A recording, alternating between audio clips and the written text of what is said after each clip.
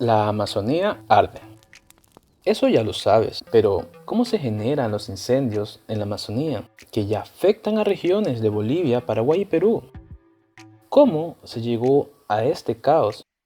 ¿Qué originaron los incendios? Si bien una de las causas que se le atribuyen a los incendios forestales es la temporada seca, mucho viento y calor, pero no hay nada normal en el clima de la región amazónica.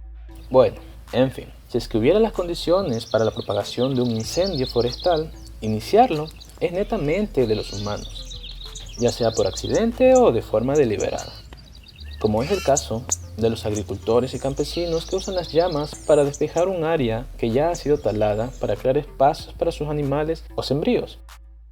En Brasil, esos espacios por lo general se usan para criar ganado y cultivar soja, pero es la falta de prevención lo que hace que se propague el fuego o áreas que no se querían quemar. La cosa está así.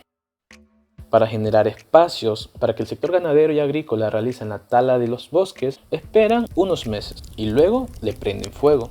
Si se tratara de hacerlo al día siguiente, no se quema porque todavía está húmeda. Entonces, ¿cómo se puede incendiar la Amazonía si es húmeda? Si tenemos en cuenta que la Amazonía es uno de los lugares más húmedos del mundo y que es capaz de crear su propia temporada de lluvia con el vapor del agua que transpiran sus bosques, ¿cómo es que se quema? ¿Cómo es que hay varios focos de bosques incendiándose sin control? Lo cierto es que no hay investigaciones de incendios en la Amazonía como hay en Europa, pero se cree que se ha vuelto inflamable en las últimas décadas. La Amazonía tiene una barrera natural contra el fuego. La primera es que el dosel que forman las copas de los árboles hace que la humedad se quede en la parte inferior, conocida como sotobosque, y esta humedad hace que las llamas se dificulte su extensión.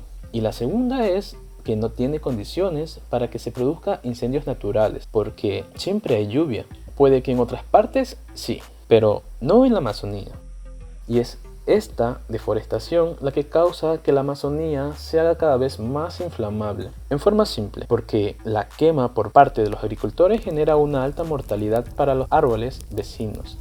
Y eso hace que el techo de los árboles sea más despejado y por ende que el sotobosque sea más seco, que las hojas y las ramas se sequen igual y funcionan como combustible y que ardan fácilmente. Y así cada vez más incendios. Y por último, no hay que olvidar el cambio climático. La subida de la temperatura favorece a que sea más inflamable. Según la NASA en su página web dice que no es inusual ver incendios en Brasil en esta época. Pero mientras arde la Amazonía, ¿qué estamos haciendo nosotros como humanos para evitar que esto siga y siga? ¿Y qué pasa si perdemos la Amazonía? Si la Amazonía representa el hogar de 300 pueblos indígenas, 6.000 especies de animales, 40.000 especies de plantas y sobre todo el Gran Amazonas tiene lo que se necesita para regular el clima y la lluvia en toda Sudamérica, además de tener la mayor cuenca de agua dulce del planeta. Por otro lado, de que ayuda a minimizar el cambio climático, ya que almacena gran cantidad de dióxido de carbono. Si se libera ese dióxido de carbono, se acelera el cambio climático. Todo esto es lo que perderíamos. Pero ¿cómo podemos hacer o cómo podemos evitar que esto pase?